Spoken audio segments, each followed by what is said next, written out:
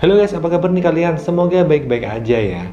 Jadi pada video kali ini kita akan bahas alur cerita dari film yang berjudul Behind the Trees 2019.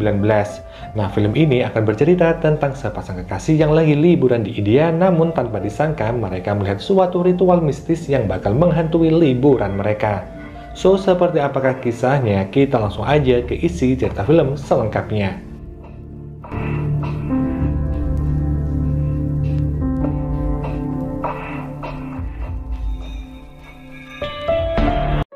Berlatar pada suatu malam, terlihat sekelompok remaja yang lagi liburan di daerah India Utara. Sialnya, mobil mereka mogok di tengah ladang tebu yang terpencil. Setelah 1 jam menunggu bantuan yang gak kunjung datang, mereka pun memutuskan untuk mencari pemukiman terdekat. Maya merasa kehilangan tas miliknya, dan saat dia mencari, ternyata tas miliknya itu udah berada di bawah pohon. Dia pun mengambil tasnya dengan tergesa-gesa, di mana dia nggak sengaja menjatuhkan tasnya itu. Dan saat akan mengambilnya, tiba-tiba dari belakang pohon ada makhluk yang terus memperhatikannya.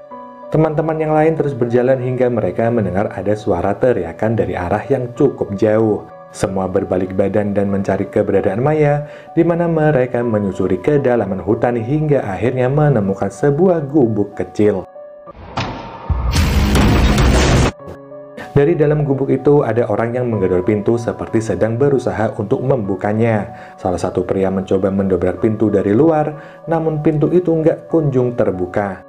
Mereka merasa Maya terjebak di dalam gubuk tua itu, namun nggak lama berselang Maya keluar dari semak-semak. Jika Maya bersama mereka, terus siapa yang ada di dalam gubuk tua itu? Beralih ke 2 minggu sebelum kejadian itu terjadi, tepatnya di rumah sakit anak Los Angeles. Seorang dokter bernama Amy masih sibuk dengan pekerjaannya, di mana dia meminta pacarnya yang bernama Jay untuk datang menjemputnya di rumah sakit.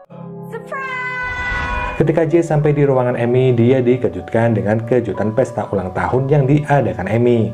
Dia menyodorkan kue ulang tahun, yang mana desain kue itu melambangkan area India Utara.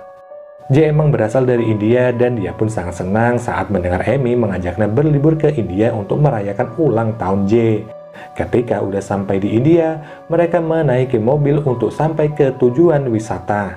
Terlihat nuansa kental India Utara yang penuh dengan sawah, ladang, dan juga pepohonan. Amy juga terlihat menyapa anak kecil dan warga sekitar, hingga mereka melihat ada sekelompok pria berjalan beriringan memakai topeng di belakang kepalanya. Saat sampai di hotel, mereka disambut oleh Nevin yang merupakan pemandu wisata di hotel itu. Nevin pun mengantar mereka ke kamar, di mana Jay dan Amy segera menata barang-barang dan akhirnya mereka pun tidur bersama. Keesokan harinya, Jay dan Amy memulai hari dengan melakukan yoga, yang mana setelah itu mereka menyusuri alam pedesaan India Utara. Mereka membeli pakaian adat India, bahkan kedatangan mereka disambut oleh anak-anak desa sekitar. Jay pun membawa Amy ke sebuah air terjun yang nggak ada siapapun di sana. Segera Jay melamar Amy di tempat itu, tapi sayangnya Amy ini menolak lamaran pacarnya itu. Dia mengatakan jika dirinya masih ingin mengejar karir dan belum siap untuk menikah. Amy belum puas menjabat sebagai dokter dan dia menginginkan jabatan di atas itu. Mendengar jawaban dari Amy, Jay pun sangat kecewa dan pergi meninggalkannya. Saat sore menjelang, Jay dan Amy kembali pulang, tapi sayangnya mereka berdua tersesat. Di tengah hutan mereka melihat ada sebuah bangunan yang di dalamnya banyak manusia. Akhirnya Jay dan Amy memberanikan diri untuk mengintip ke dalamnya, di mana terlihat seorang anak kecil yang tengah kerasukan oleh iblis. Sang dukun masih berusaha untuk menyembuhkan anak itu, tapi iblis justru menyerang si dukun dan mencekiknya. Karena gadis itu dirasuki oleh iblis, warga desa pun memutuskan untuk membawa anak itu ke sebuah tempat. Melihat hal itu, Amy bergegas mengikuti kemana arah orang-orang itu pergi, sampai akhirnya mereka tiba di sebuah gubuk tua. Amy bermaksud membebaskan anak itu, tapi Jay melarangnya. Jay beralasan jika nggak baik jika mereka mencampuri urusan warga sekitar, apalagi hal ini berhubungan dengan ritual mistis. Tapi Amy yang seorang dokter tentu aja nggak percaya akan hal-hal gaib. Dia beranggapan bahwa gadis itu cuma mengalami gangguan jiwa dan udah seharusnya mereka menolong gadis itu. Yang punya pilihan lain, Jay pun segera mengeluarkan gadis itu dari sana, di mana mereka membawa gadis itu ke penginapan dan Amy pun merawat gadis tersebut. Amy menidurkannya di kamar hingga tiba-tiba dia terbangun dari pingsannya. Jay dan Amy mulai menanyakan asal-usul gadis itu, tapi dia sama sekali nggak mau bicara. Saat Jay dan Amy mendiskusikan kondisi gadis itu, tiba-tiba terdengar suara teriakan. Yang ternyata ada Nevin yang menanyakan apakah semua baik-baik aja. Jay segera mengatakan jika semua baik-baik aja dan meminta Nevin untuk pergi. Di malam harinya, Jay memilih untuk tidur di kursi, sementara Amy tidur di ranjang. Malam itu si gadis duduk di kursi goyang sambil mengayunkan kursi itu. Amy yang terbangun mencoba untuk berbicara dengan gadis itu, dan akhirnya dia pun mengatakan sesuatu. Gadis yang diketahui bernama Asa ini mulai bercerita tentang ibunya. Ibu Asa selalu memintanya untuk berjualan buah di pasar, dan untuk sampai ke pasar ini, Asa harus melewati sebuah hutan. Ibunya berpesan kepadanya untuk nggak menoleh ke belakang saat Asa melewati hutan tersebut. Ini dikarenakan orang-orang di desa itu percaya bahwa para hantu yang tinggal di dalam hutan akan meneror mereka jika melanggar peraturan itu. Di tengah perjalanan menuju pasar ini, tanpa dia sadari, boneka kesayangannya sempat terjatuh. Kemudian Asa pun melihat ke belakang dengan menggunakan pantulan cermin, dan di sanalah dia sangat terkejut melihat sosok hantu yang ternyata mengikutinya dari belakang. Setelah menceritakan hal itu, Asa pun bergegas tidur, di mana di pagi harinya Amy terlihat masih tidur di atas kursi goyang. Saat Amy terbangun, dia melihat ada bayangan manusia dari arah pintu, yang ternyata Jay udah berada di depan teras kamar. Amy menemui Jay dan berkata jika semua akan baik-baik aja. Jay kembali mengatakan jika dirinya sangat mencintai Amy, bahkan keputusan Amy untuk menyelamatkan anak itu membuatnya semakin mencintai Amy. Amy langsung memeluk Jay, namun dalam lamunannya Jay tiba-tiba melihat dirinya sendiri dicekik oleh Asa. Hal itu membuat Jay ketakutan, bahkan dia melihat ada bekas luka di lehernya. Pagi itu saat sarapan, Asa terlihat fokus ke arah lukisan di dinding kamar, di mana Asa kemudian berkata jika dirinya ingin pulang ke rumah untuk menemui ayah dan juga ibunya. Jay dan Amy pun berdiskusi untuk menemukan cara agar Asa dapat kembali bersama dengan keluarganya. Meski Jay ini ketakutan melihat Asa yang kerasukan, Amy mencoba meyakinkan jika Asa hanya menderita gangguan mental. Bisa jadi Asa ini mengalami bipolar atau gangguan mental yang lain. Jay pun mulai mencari cara untuk bisa sampai ke pemukiman setempat, dan akhirnya dia pun meminta bantuan Nevin. Saat Jay pergi menemui Nevin, Amy memasukkan sepucuk kertas ke dalam tas kamera milik Jay. Asa terlihat masih memperhatikan lukisan itu dan mengusap gambar pohon yang ada di sana. Jay masuk ke dalam kamar dan berpamitan kepada Amy, di mana dia mengatakan jika Nevin mau mengantarkan Jay ke kampung halamannya di dekat situ. Di saat yang sama Asa datang, di mana dia mengatakan jika ayahnya berpesan kepadanya agar gak bersiul di malam hari. Asa kembali bercerita, pada suatu hari dirinya terbangun dan beranjak pergi keluar dari rumah. Dia bersiul di tengah sawah hingga datang sosok hantu perempuan berwajah kayu. Setelah memastikan semua baik-baik aja, Jay pun berpamitan untuk pergi ke desa Asa. Jay segera menemui Nevin dan berjalan mengikutinya, di mana Nevin terlihat sangat mempersiapkan diri, di mana dia mengenakan topeng di balik wajahnya dan membawa golok di tangannya. Nevin berkata jika fungsi dari topeng itu adalah untuk mengecoh harimau yang akan menyergapnya dari belakang. Mereka berdua berbincang sambil berjalan menuju arah desa, hingga tiba-tiba Nevin mengarahkan golok yang dia bawa ke arah Jay. Dia bertanya noda apa yang ada di leher Jay, dan karena bingung menjawab pertanyaan itu, Jay pun berkata jika dia kepanasan di dalam kamar dan membuat lehernya memar. Gak percaya akan hal itu, Nevin berkata jika di daerahnya sangat gak mungkin seseorang kepanasan hingga terjadi memar. Jay meminta Nevin untuk nggak menghiraukan luka di lehernya dan bergegas melanjutkan perjalanan. Sedangkan di sisi lain, Amy bermain dengan Asa, di mana dia memakaikan gelang kaki yang dia beli ke kaki Asa. Asa tampak senang dengan gelang lonceng yang dia pakai, di mana Amy kembali bertanya tentang sosok wanita berwajah kayu yang dilihat Asa. Karena Amy masih mengira Asa mengidap gangguan mental, Amy malah meminta Asa untuk mengenalkan dirinya dengan si wanita berwajah kayu.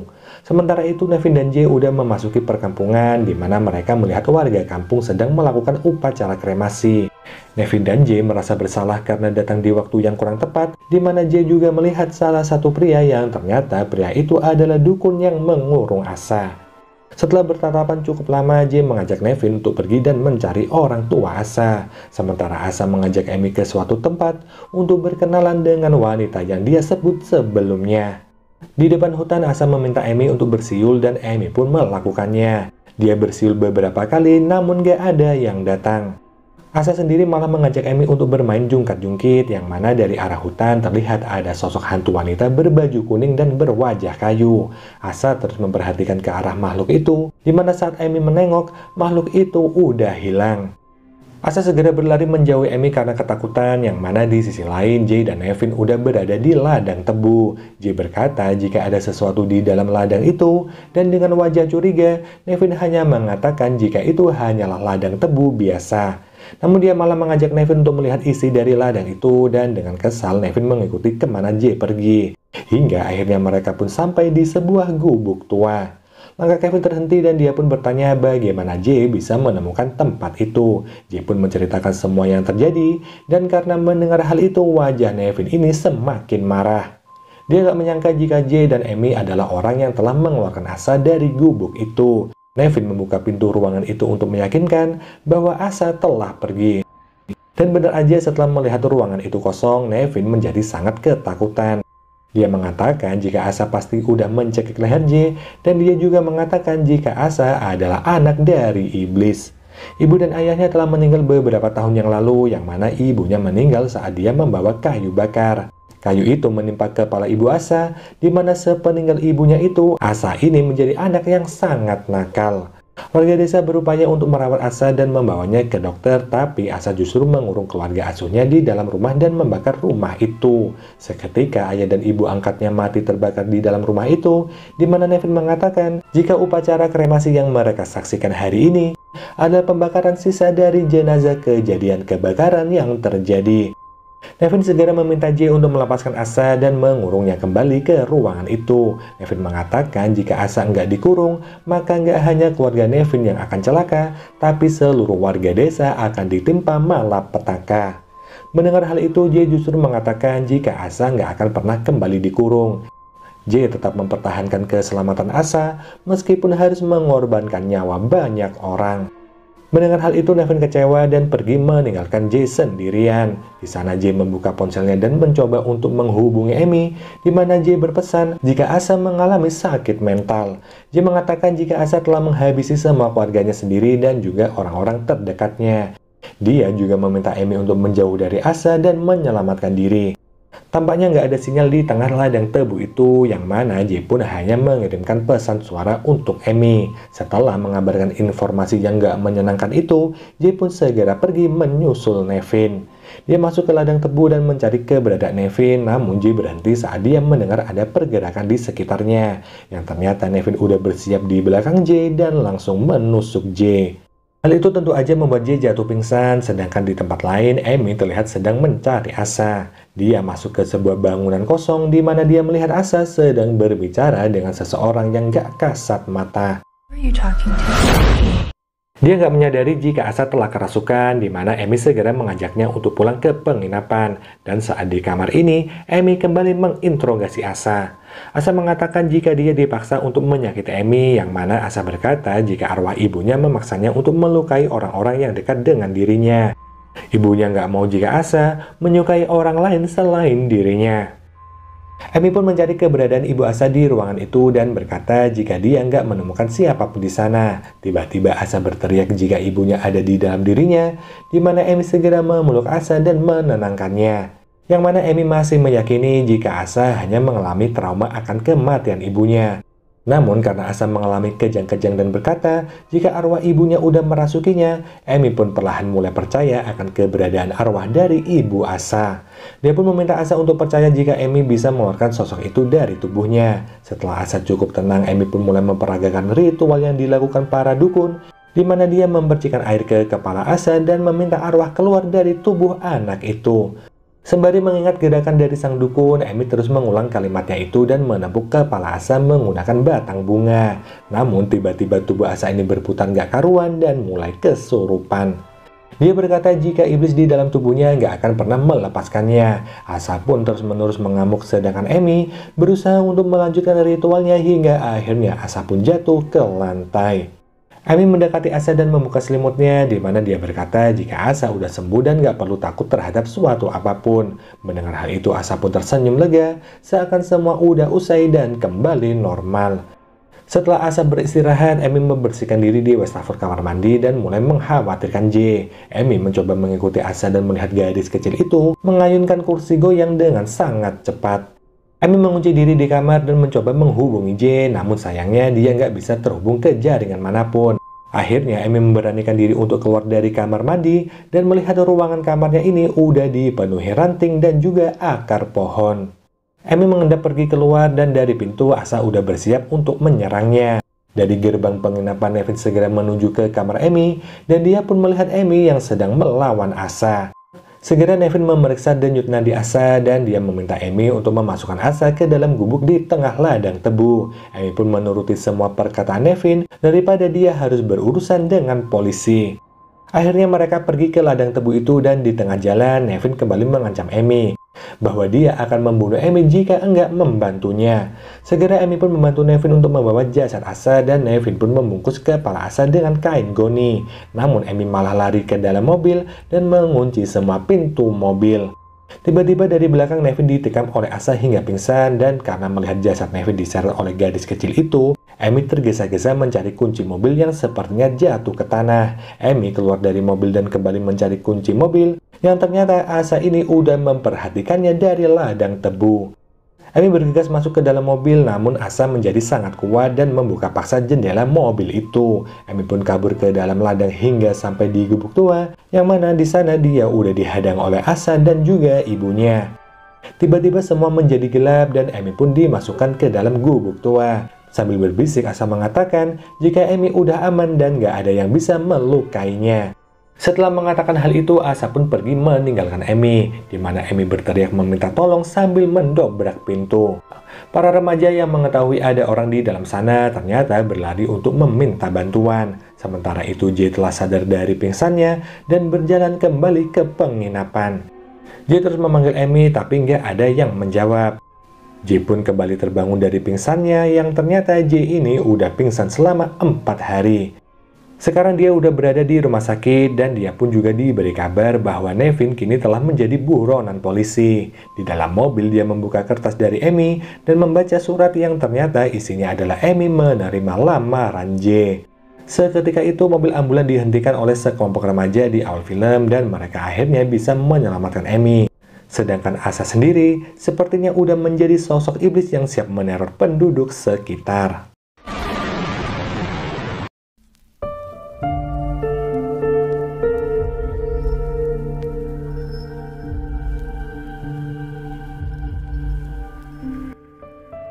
Oke guys, mungkin gini aja ya pembahasan film kali ini. Kita jumpa lagi di video selanjutnya. Wassalamualaikum warahmatullahi wabarakatuh. Bye.